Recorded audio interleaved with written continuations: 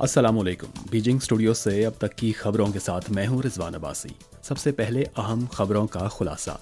मालदीव के सदर मोहम्मद मोईस चीन का सरकारी दौरा करेंगे। चीन जजीरा नुमा कोरिया के मसले को बातचीत और मुशावरत के जरिए हल करने की हिमायत करता है, चीनी वजारत खारजा। दाइश ने ईरान में किरमान बम धमाके की जिम्मेदारी कबूल कर ली।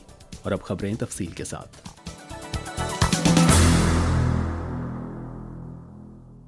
चीन के सदर शी जिनपिंग की दावत पर जमहूरिया मालदीव के सदर मोहम्मद मोईस 8 से 12 जनवरी तक चीन का सरकारी दौरा करेंगे।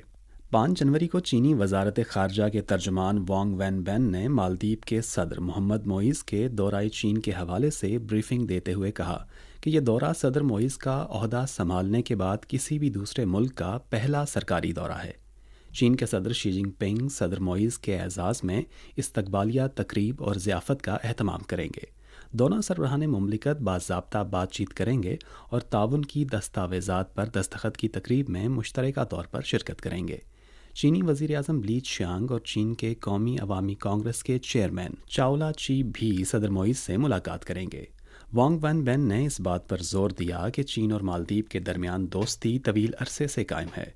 2014 में सदर शी जिनपिंग ने मालदीव का सरकारी दौरा किया था और फरीकेन ने मुस्तकबिल के लिए चीन और मालदीव के दरमियान जामे दोस्ताना ताउन पर मबनी शराकत दारी कायम करने पर इत्तफाक किया था।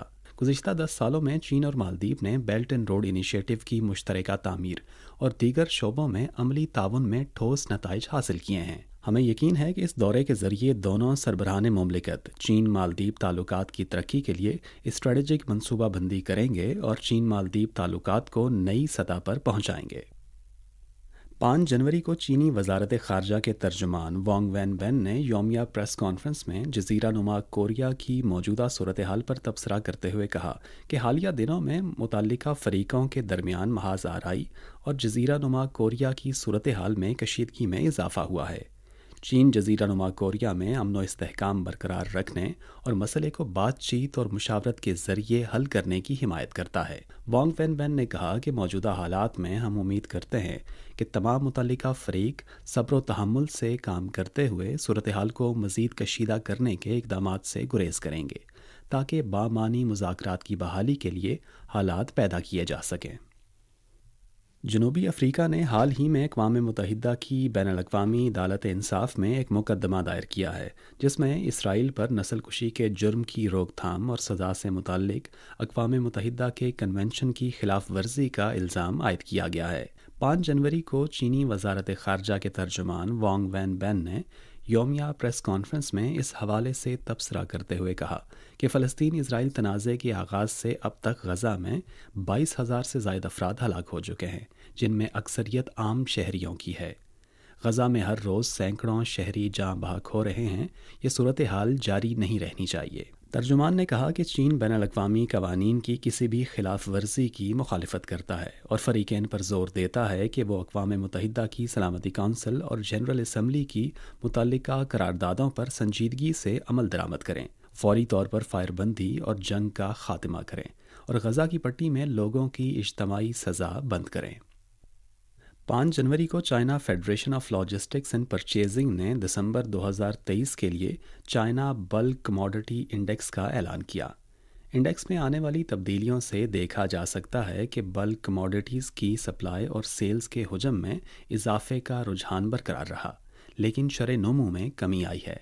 मकामी बल्क कमोडिटीज़ की मंडी में सप्लाई फ़िलहाल सुस्त है और मार्केट की इन्वेंट्री मजमूई तौर पर कम हो रही है। जनवरी में दाखिल होने के बाद जैसे जैसे मौसम बतदरीज सर्द होता जा रहा है और बहार का त्यौहार करीब आ रहा है, टर्मिनल कंपनियों की मांग कम हो जाएगी। मजमूई तौर पर बल्क कमोडिटीज़ की तिजारत की सरगर्मी मौसमी कमी को ज़ाहिर करेगी और बल्क कमोडिटीज़ की कीमतें कम हो जाएंगी। ईरान के सरकारी टेलीविज़न की 4 जनवरी की इत्तला के मुताबिक इंतहा पसंद तंजीम दाइश ने ईरान में किरमान बम धमाके की जिम्मेदारी कबूल कर ली है। एक बयान में दाइश ने कहा कि 2 खुदकुश हमला आवरों ने किरमान शहर में धमाके किए। मकामी वक्त के मुताबिक 4 जनवरी को गल्फ़ कॉपरेशन काउंसिल के सेक्रेटरी जनरल ने ईरान के शहर किरमान में होने वाले धमाके की मजम्मत की है, जिसमें बड़ी तादाद में शहरी हलाकतें हुईं। اسلامی تعاون تنظیم کے سیکرٹری جنرل حسین ابراہیم طہا نے ایک بیان جاری کرتے ہوئے ایران کے شہر کرمان میں ہونے والے بم دھماکے کی مذمت کی۔ اسلامی تعاون تنظیم نے ایرانی حکومت، عوام اور ہلاک ہونے والوں کے اہل خانہ کے ساتھ گہری ہمدردی اور تعزیت کا اظہار کیا، زخمیوں کی جلد صحت یابی کے لیے دعا مانگی اور اس حوالے سے ایران کی بھرپور حمایت کا اظہار کیا۔ ایرانی شہر کرمان میں بم دھماکوں کے بعد سعودی عرب، متحدہ عرب امارات، اردن اور روس سمیت دیگر کئی ممالک نے بم دھماکوں کی شدید مذمت کی اور متاثرین کے اہل خانہ سے تعزیت کا اظہار کیا۔ 4 جنوری کو اقوام متحدہ کی سلامتی کونسل نے ایک بیان جاری کیا جس میں ایران کے شہر کرمان میں 3 جنوری کو ہونے والے دھماکے کی شدید مذمت کی گئی ہے۔ بیان میں کہا گیا ہے کہ سلامتی کونسل کے ارکان 3 جنوری کو ایران کے شہر کرمان میں ہونے والے دھماکے کی شدید مذمت کرتے ہیں۔ اس دہشت گردانہ کارروائی کے نتیجے میں بچوں اور خواتین سمیت متعدد افراد ہلاک اور زخمی ہوئے، جس میں سے کچھ کی حالت تشویشناک ہے۔ کونسل کے ارکان نے سوگوار خاندانوں اور ایرانی حکومت کے ساتھ دلی ہمدردی اور تعزیت کا اظہار کیا اور زخمیوں کی جلد صحت یابی کے لیے دعا کی۔ سلامتی کونسل کے ارکان نے اس بات کا اعادہ کیا کہ کسی بھی شکل اور کسی بھی قسم کی دہشت گردی بین الاقوامی امن و سلامتی کے لیے سنگین خطرات میں سے ایک ہے۔ جاپان کی وزارت صحت، محنت اور بہبود کی تازہ ترین خبر کے مطابق اب تک زلزلے کی وجہ سے ایشیکاوا، تویاما اور نیگاتا پریفیکچرز میں تقریباً 90,000 رہائشیوں کو پانی کی بندش کا سامنا ہے۔ اس کے علاوہ ایشیکاوا پریفیکچر میں 11 طبی اداروں اور 108 نرسنگ ہومز میں پانی کی بندش جاری ہے۔ 5 تاریخ کو ایشیکاوا پریفیکچر کے وجیما سٹی کے میئر نے کہا کہ زلزلے کی وجہ سے منہدم عمارتوں کے نیچے پھنسے ہوئے افراد کی تعداد 100 سے زیادہ ہو سکتی ہے۔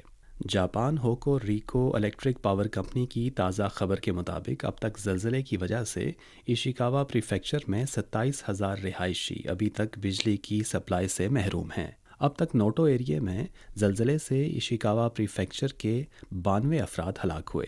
ایشیکاوا پریفیکچر کی حکومت کی جانب سے 5 تاریخ کو جاری خبر کے مطابق زلزلے کے بعد 242 افراد اب بھی لاپتہ ہیں۔ فلسطینی خبر رساں ادارے کے مطابق 5 جنوری کو اسرائیلی فوج نے الصبح مغربی کنارے میں کئی مقامات پر فوجی کارروائیاں کیں، جس کے نتیجے میں ایک شخص ہلاک اور 9 زخمی ہو گئے۔ رام اللہ کے شمالی قصبے بیت لیما میں اسرائیلی فورسز اور مقامی افراد کے درمیان جھڑپوں میں ایک 17 سالہ فلسطینی نوجوان ہلاک اور 7 زخمی ہو گئے۔ اس کے علاوہ اسرائیلی فورسز نے نابلس میں بلاتا کے پناہ گزین کیمپ پر حملہ کیا، جس کے نتیجے میں 2 فلسطینی زخمی ہو گئے۔ فلسطین کی ریڈ کریسنٹ سوسائٹی نے تصدیق کی ہے کہ اسرائیلی فورسز نے طبی عملے کو کیمپ میں زخمیوں تک پہنچنے سے روکنے کے لیے ایمبولینسز پر بھی فائرنگ کی۔ 4 جنوری کو یمن کے مسلح حوثی گروہ کے ترجمان دائف الشامی نے حوثیوں کو کئی ممالک کی جانب سے دیے گئے الٹیمیٹم کے جواب میں ایک بیان جاری کیا۔ انہوں نے کہا کہ امریکہ کی جانب سے تشکیل دیا گیا نام نہاد اسکاٹ اتحاد اسرائیل کے جرائم پر پردہ ڈالنے کی کوشش کر رہا ہے۔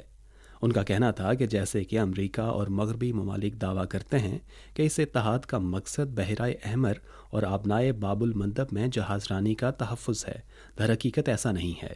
اس کا مقصد اسرائیلی بحری جہازوں اور اسرائیلی جرائم کا تحفظ ہے۔ امریکہ اور 12 دیگر ممالک نے 3 جنوری کو ایک مشترکہ بیان جاری کیا تھا جس میں مطالبہ کیا گیا تھا کہ یمن کے حوثی باغی فوری طور پر بحیرہ احمر کے پانیوں میں تجارتی جہازوں پر حملے بند کریں، ورنہ ممکنہ فوجی حملے کا سامنا کرنا پڑے گا۔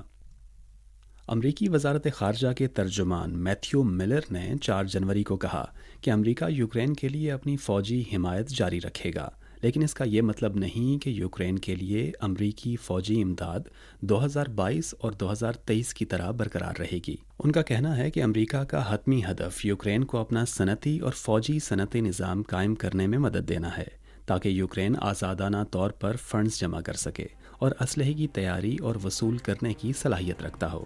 ترجمان نے کہا کہ چونکہ یہ ہدف ابھی تک حاصل نہیں ہوا ہے، اس لیے امریکی کانگریس کے لیے یوکرین کے لیے نئی مالی امداد کی منظوری اب بھی ضروری ہے اور یوکرین کو یورپ اور دیگر ممالک کی حمایت کی بھی ضرورت ہے۔ یہ تھی اب تک کی اہم خبریں۔ رضوان عباسی کو اجازت دیجیے۔ مزید خبروں کے لیے دیکھیے ہماری ویب سائٹ، پتہ ہے urdu.cri.cn۔